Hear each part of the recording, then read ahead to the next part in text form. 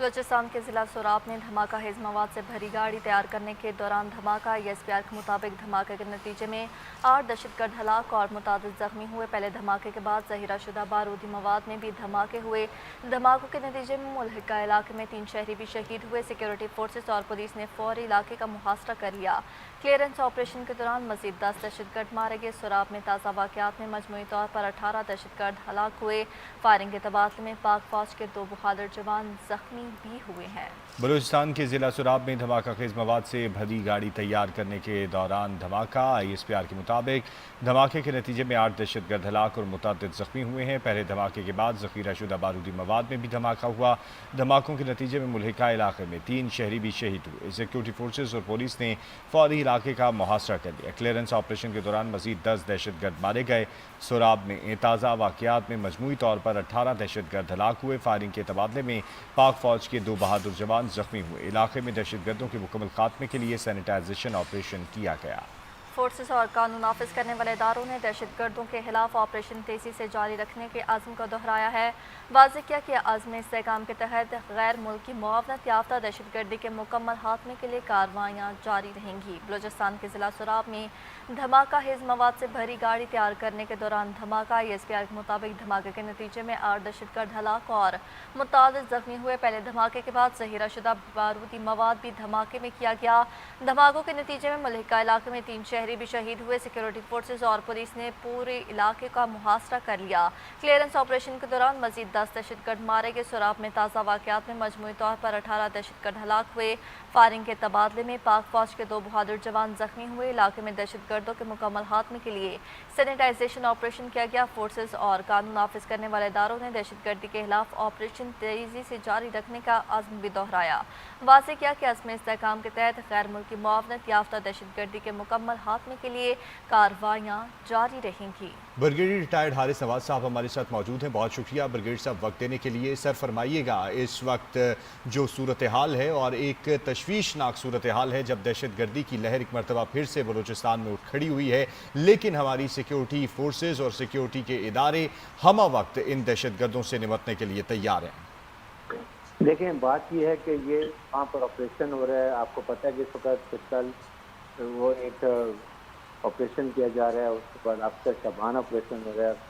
بلوچستان میں combine military operation ہو رہے ہیں اور اس میں بہت ہی پروفیشنل طریقے سے کیا جا رہا ہے۔ خاص طور پہ اس چیز کا خیال رکھا جائے کہ کوئی کولیٹرل ڈیمیج نہ ہو، ہمارے بلوچی بہن بھائیوں کو کوئی نقصان نہ ہو۔ پرابلم جو ہوتی ہے کہ یہ دہشت گرد آتے ہیں، ان کے گھروں میں زبردستی آگے گھس جاتے ہیں، وہاں ریفیوج دیتے ہیں، چھپنے کی کوشش کرتے ہیں، وہ بیچارے ڈرتے، ورنہ سیکورٹی فورس سے ہمیشہ کی بات کی ہے کہ جب بھی آپ کے پاس کوئی دہشت گرد آئے آپ کسی طریقے سے ہمیں انفارم کر دیں، ہم ان کو ختم کریں گے تاکہ آپ کو اپنے آپ کو سیف محسوس کر سکیں۔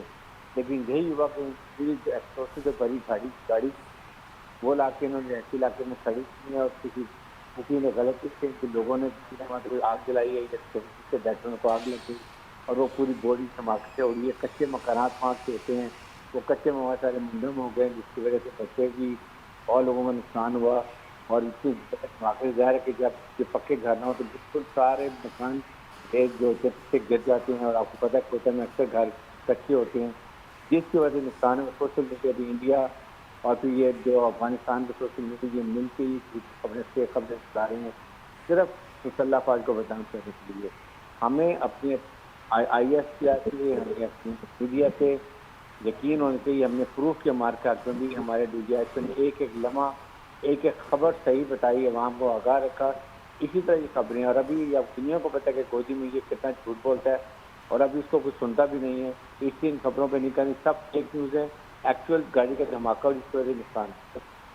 صحیح برگیڈیئر صاحب، آپ نے جس خبروں کی بات بھی کی اور اگر اوورآل دیکھا جائے تو مکمل طور پر ذمہ داری کا ثبوت دیا جاتا ہے پاکستان کی طرف سے، لیکن اس صورتحال کو جو ہمارا پڑوسی ملک ہے ہمیشہ کی طرح، وہ بھی اسرائیل کی طرح ایک ایسی دم ہے جس نے کبھی سیدھا نہیں ہونا، ہمیشہ نیگیٹو کیش کرنے کی بھرپور کوشش کرتا ہے۔ فرمائیے گا کہ ہمیں کون سی ایسی اسٹریٹجی اپنانی چاہیے، حالانکہ اسے اس میدان میں بھی، اس محاذ پر بھی ہمیشہ سبکی ہوئی ہے، چاہے وہ جو ہے لڑائی کا میدان ہو یا چاہے وہ میڈیا کا میدان ہو، ہر جگہ پر اسے سبکی کا سامنا کرنا پڑتا ہے۔ مزید اس منفی پروپیگنڈے کو دنیا میں پھیلنے سے کیسے روکا جا سکتا ہے؟ اس کا تو ایک ہی طریقہ، ایک پرانگ اسٹریٹجی ہم ان کے خلاف آپریشن کر رہے ہیں۔ دہشت گردوں کو مار رہے ہیں. ساتھ ہمارا میڈیا، سوشل میڈیا کے ہمارے لوگ جو ہیں ڈی جی آئی پی آر، اس کی طرف سے ہمارے میڈیا کی طرف بہت اچھی پازیٹیو خبریں پیش کی جا رہی ہیں. عوام کو چاہیے کہ یہ جھوٹی خبروں میں صرف دہشت مار میں کبھی یقین نہیں کرنا چاہیے. یہی چاہتے ہیں کہ عوام میں فوج میں آپ آپس میں دوریاں پیدا کریں، جو کہ کبھی بھی نہیں ہو سکتی، کیونکہ ظاہر ہے کہ فوج صرف اپنے عوام کے لیے کام کرتی ہے اور چیز زیادہ قربانیاں بھی دے رہی ہے.